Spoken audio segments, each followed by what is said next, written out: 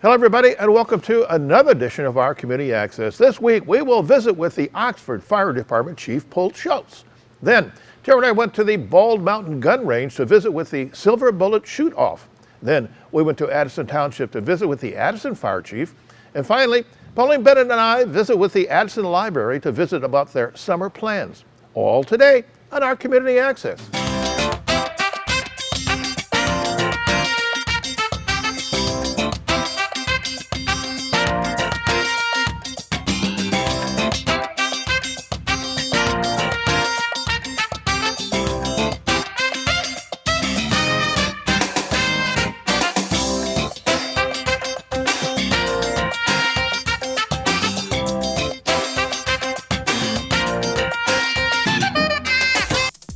On out for Friday night fish at the Oxford American Legion Hall. It's delicious.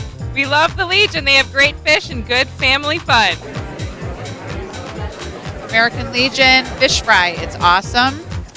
And the drinks are good. The food is good. The service is awesome.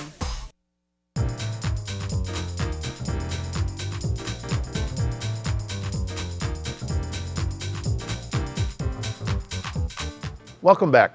Summer is finally here, so Teri and I went to the fire department in Oxford to visit with Chief Scholz to hear some summer concerns. Bill, it's been a heck of a winter weather-wise, and the spring is following suit. So we thought we'd come down to Oxford Fire Department and check with Pete Scholz on safety tips for this spring. It's been pretty wild already. It's been a crazy winter. Probably one of the things that's starting to start off with is the burning season this year. We've extended it through till the end of May for the open burning. The reason why is because of the ice storms back in December, plus all the strong windstorms that we've been getting. Everybody's got trees down and branches down, debris.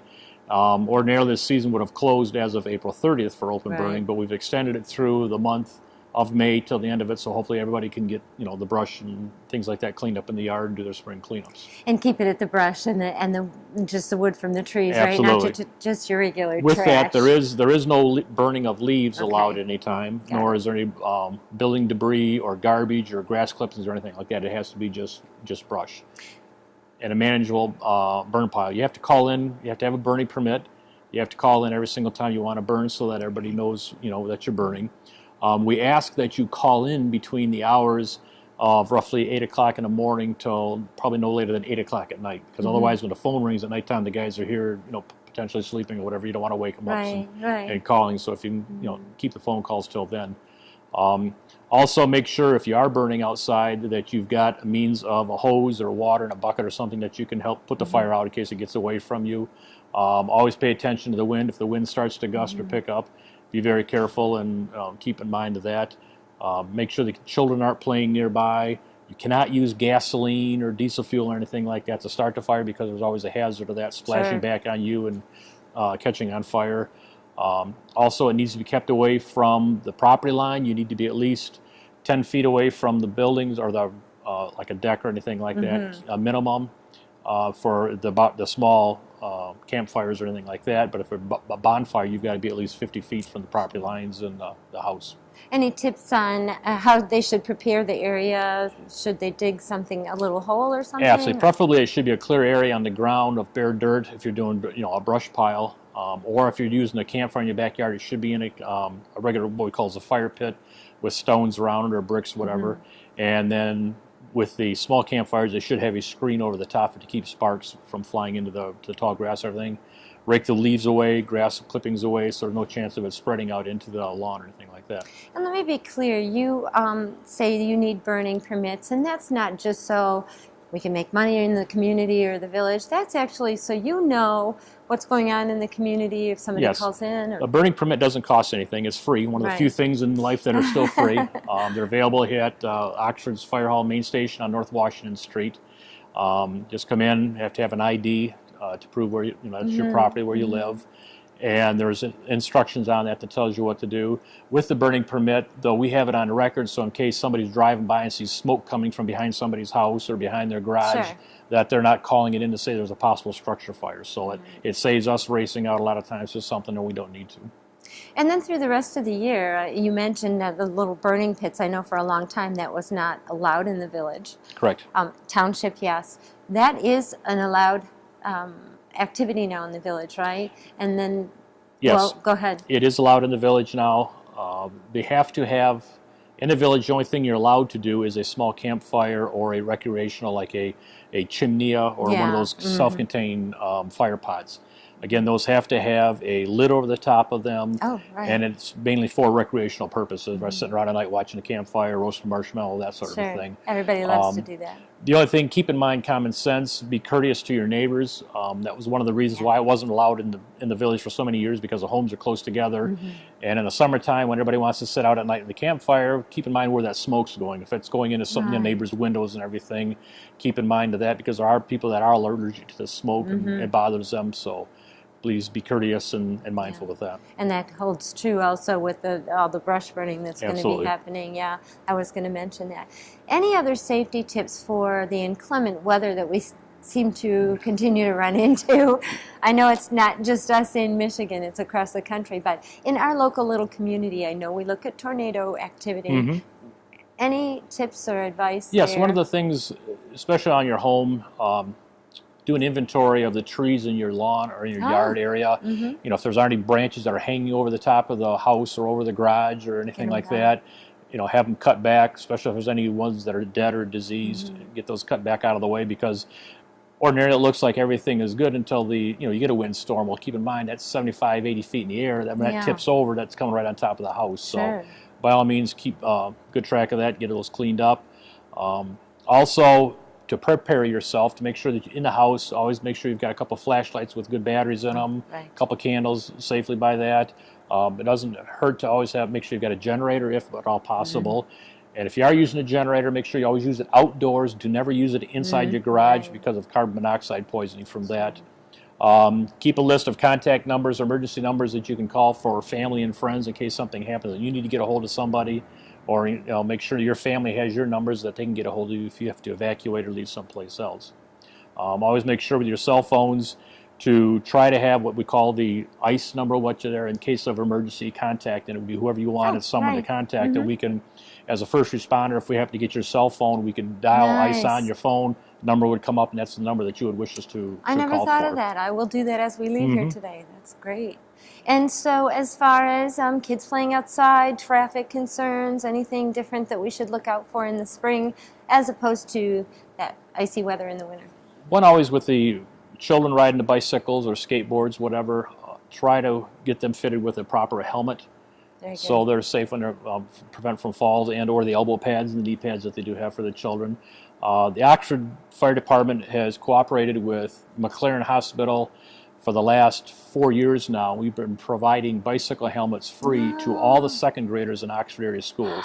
So every year we've been giving out close to 500 bicycle helmets and fitting them. And they get to take those home, and there's also some safety tips and everything that we give with them to go home with their families. Fantastic. Oh, that's great. All right, so we've pretty well covered all the be carefuls, and then we'll come back in the summertime and you can remind us what we need to look out for as Sure. far as safety is concerned within the village as well as the township. Absolutely. I want to brag up the Oxford Fire Department. You know, I've been a witness for a lot of years, and I really think that it's just such a superb organization. Thank you. And you are doing a great job. I know that this is a big election year for you. Number one, there's a potential of the township trustees changing hands, so that would be an adjustment, I'm sure, for you, just on a personal level and a professional level.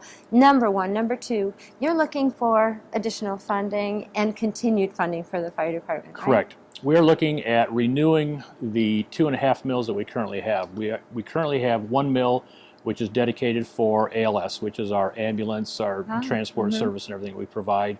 And then we also have 1.5 mills, which is for the fire side of it. When they both expire, what we're looking to do is combine them as one, so it would be 2.5 mills. And then we're also asking to increase it by 1 mill, which would be bringing it to 3.5 mills.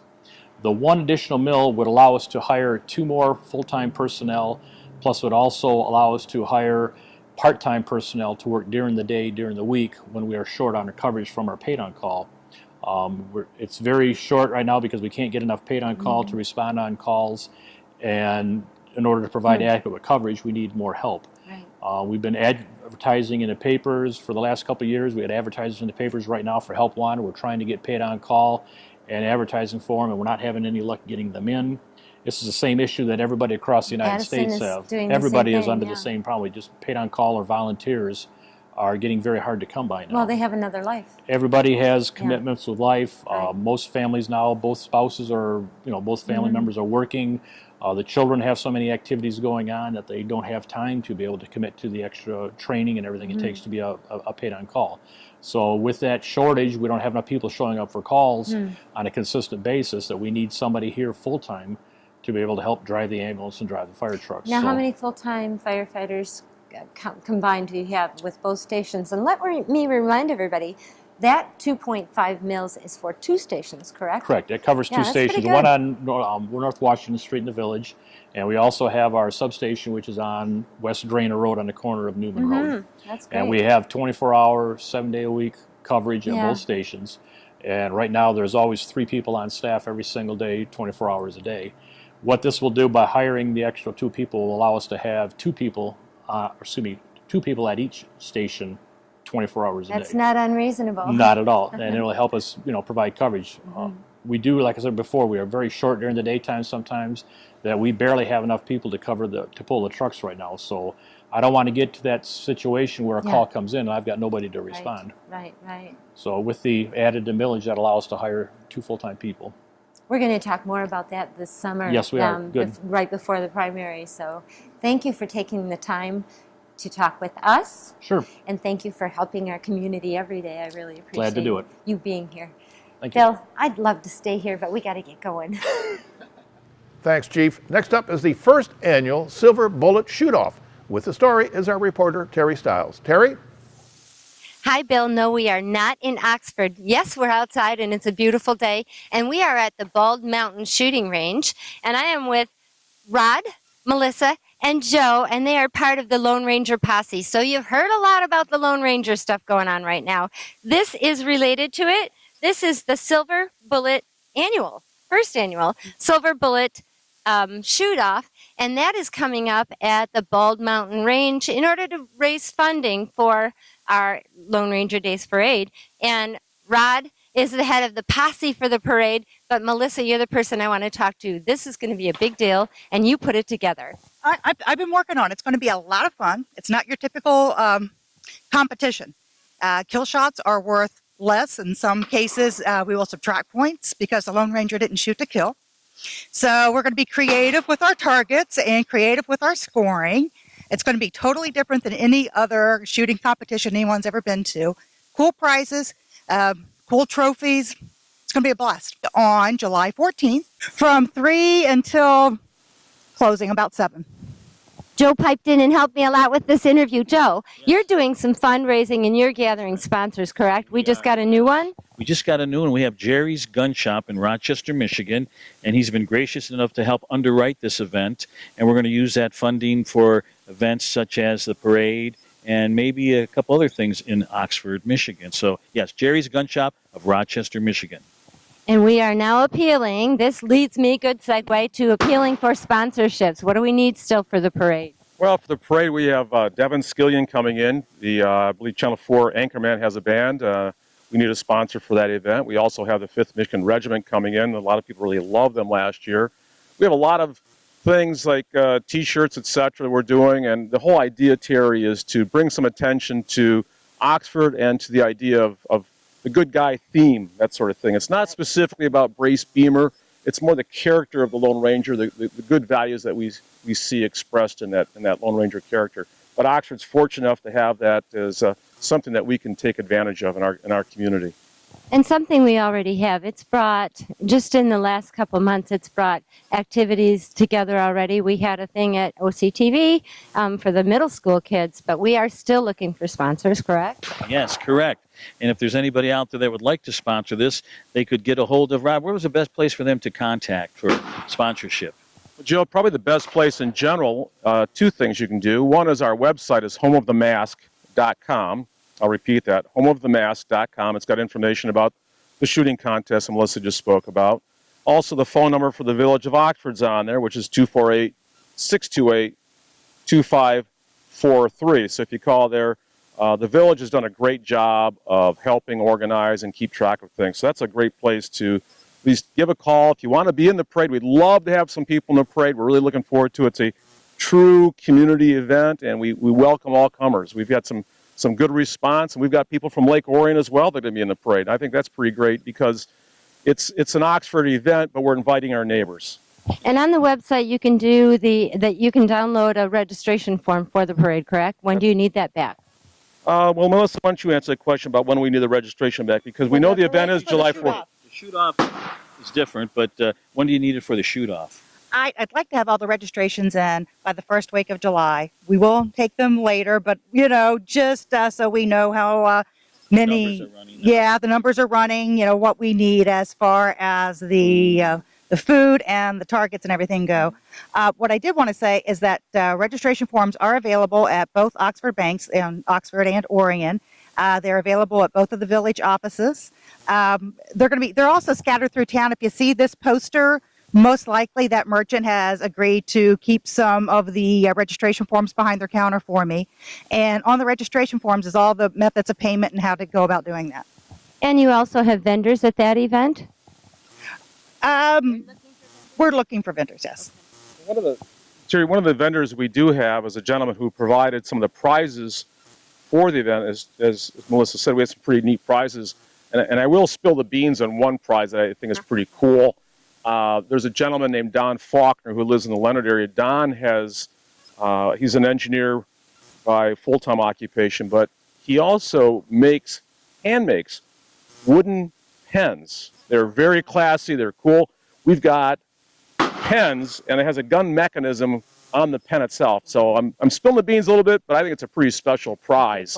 Don is planning on being there, so if somebody wants to purchase a pen, you can win a pen, or you can purchase a pen, whatever, but they're pretty special, and they're handmade.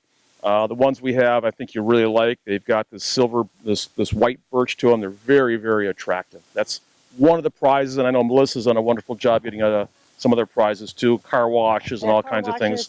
Gift certificates to restaurants, yes. And if I may say this, I'm the marketing guy trying to promote this thing. We're going to have a great time at this event. And we've got food, we're going to be doing pistol shooting, and if you're dressed up in cowboy attire, you get, a few more points on that there? If you use revolvers. Revolvers. And so we want you to come on out. We're going to have a great time. We're going to have a lot of fun. And I'll tell you the truth, who knows, maybe we'll run into some famous cowboys that show up at this event. You never know. That's right. They'll hear about it. They'll show up. That's going to be a great event. Again, it's July 14th at the Bald Mountain Recreation Shooting Range, which is different than the recreation area. You know the numbers to contact. It's going to be a fun event. That's leading up to our awesome parade that we're going to have August 2nd. If it was anything like it was last year, it's going to be terrific. Thank you all for joining me today. Again, it's great having you here doing the marketing. You've worked your little tail off. And Rod, head of the posse. Bill, I'm going to go watch them shoot for a while. Good job, Teri. Next up is the Pauline Bennett with the Addison Township Fire Department Chief Moravsky. Pauline? Hi, we're here at Fire Station 1 with Fire Chief Jerry Moravsky. How are you today? All right, fine. How are you? I'm doing great. And what's new at the fire station? Well, we're having a campaign. We just sent out a letter to all the residents of Addison Township looking for recruits. Very important to keep our numbers up and trying to maintain personnel on the fire department is a challenge all the time with today's market and society. So please come out and put your application in and see if we can move forward and get some members on the fire department. What type of training will they have to go through in order to become a firefighter? Well, first of all, we put you through an agility test. You pass the agility test, and then we put you through a physical and drug screening. Pass those, we hire you in, and you go to EMT school, which is about 6 to 7 months long. And then after that, we put you right into fire school, and that's Fire 1 and 2, and that's recognized through the state. Addison Township, once you're a member of the fire department, we pay the bill for the education. And I'm going to change the subject here a little bit because you're trying to draw new people into the fire department. And then one thing that I find amazing with Addison Township Fire Department is you don't really increase taxes. You come back and you ask for millage renewals. How are you able to advance the fire department doing that? Well, in the last 4 years, I made a goal for the guys on the fire department that, members of the fire department, I should say, that we're going to try to get $1 million of grant money within 10 years. So far we've been we're successful with $340-some thousand of grant money, which really helps us to be able to keep the taxes, or not increasing the taxes, I should said, from the residents. So that helps. And, we're doing we have a lot of dedicated personnel. When you come here, it's a big commitment, and we move forward with what we have. Very nice. And we're still a small community here in Addison Township. So what are your run times, let's say, for last year, and then what's your runs for, currently to date? Well, I'll give you a little scenario. 20 years ago when I started, we had 230-some calls. Last year, we were at 619 calls, which we've seen a large increase. Not sure why, but it has steadily increasing over the years. So that run increase is putting a little demand on our members, and hence that's why we're looking for new members to help ease that pain of all these calls and the time. It's, there's 365 days a year, so you're looking at over a call a day. So it does help to have more members. Now here we're at Advanced Life Support. So out of that 619, are the majority of calls ambulance or for medical reasons? Yeah, 75 to 80% is a rule of thumb of medicals and the need. So yeah, that's most of our need is medicals. So what do you foresee going forward with the fire department? Do you have any plans this year, any grants in the works? Yes, we do. We were just successful with an air compressor grant for a SCBA. It's a 6,000 PSI air compressor that packs air into cylinders, which then in turn into our breathing apparatus. We were successful with that grant, an AFG, which was $25,000 some odd dollars. So we're going to move forward with the purchase of that, going through the purchasing ordinance specifications. And we are looking at a new CPR machine for our ambulances. We're in the preliminary stages of researching that and maybe outfitting our ambulances with CPR machines. Thank you. So if anyone out there is ready to join the Addison Township Fire Department, it's one of the best fire departments around, please give Jerry a phone call. Can they call you, email you, or what's your preference? Yeah, please call 248-628-5600 or the email and go through the township website, and you can find the fire department. You can fill out an application there, and please send it in and come or stop by at 4026 Forest, and we'll be more than willing to give you an interview. Thank you. And I know you have a busy day, so we'll call it a day right here with this. Thank you so much, Jerry. All right, thank you. Take care. Good job. Next up is the Addison Library with their summer plans. Pauline? Thanks. We're here with Jama, the Addison Township Library Director. How are you today? Hi, good morning, Pauline. Nice to see you.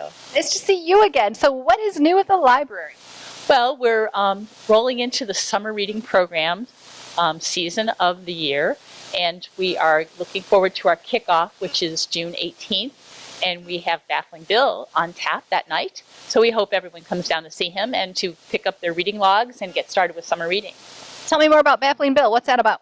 Well, Baffling Bill is a magician extraordinaire who visits libraries all across Oakland County. He's really exciting, and he puts a lot of enthusiasm into summer reading program. Wonderful. That should really get the kids enthused. It does, and we also have reading packets and writing packets to hand out that night. Our program lasts for 6 weeks, and we also have a program coming up this summer for teens, too. It's called Video Game Fest. I also understand that you're really getting into the computer and online type things. Can you explain what that's about? Well, we have 6 computer stations here at the library, and we also have 24/7 Wi-Fi. We hope to have a technology class opened up this summer for people who want to brush up their skills on computers as well. Wonderful. And what about selling? Was there something about selling? Yes, we have something new here at the library. We have been selling collectible antique books online on eBay through their Giving Works program. We are a 501c3, organization as well as being a public library, and we have been fairly successful for the last 5 months selling books on eBay. So take a look at our eBay sales. They're really quite exciting. That's interesting. So they're basically donations that you're receiving from people, and then you're selling those on eBay? Yes, exactly. Patrons bring in books to us, and we go through their donations, and we select the nicest books of all those books, and we put them on sale online for people to purchase and to bid on, and also to pay for the buy it now option. What a nice idea. I also understand the library does have a new ballot proposal or millage proposal on the August primary. Could you fill us in what that's about? Yeah, I'm so glad you asked about that, Pauline. The library has a millage that we approved back in 1984, I believe it was. It was originally a 0.75 millage. Due to the Headley Amendment, it has rolled back to 0.57.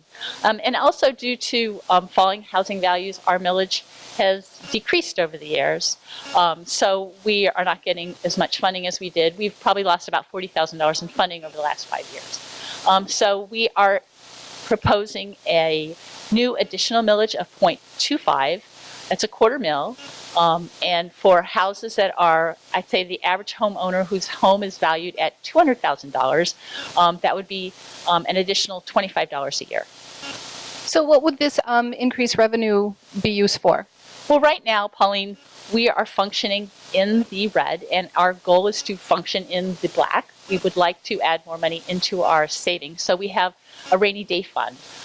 We are in a building that has needs, and so we hope to take care of those needs through that savings. But we also want to continue to optimally fund our collections, our book funding, our DVD funding, our audiobook funding, our children's collection funding, and continue to provide the good services that we always have. You have a long list there. Yes, we do. Yes. And, you know, the last 2 years we have really cut our periodical collection to save money for the library, and we have accepted donations of periodicals, but now we'd like to refund that collection if we were to pass this millage. I know this location is a very easy access location, and the work that you guys did to remodel is just wonderful. So has this location now increased attendance and usage of the library? Absolutely. When we first moved in here, our attendance and our participation increased about 20%. Because of the road work that was done last year, we saw some falling off of numbers, but now that the weather is improving and winter is departing and spring is finally here, we're seeing our numbers go back up to that again. Oh, that's good news. So before we close, is there something that you'd like to touch base on or tell everyone about the library? Well, I wanted to make sure everyone knew that we were having a summer reading program this summer. And as I said, it starts on June 18th. We are having programs for teens. We are having programs for adults and children. So please come and check us out.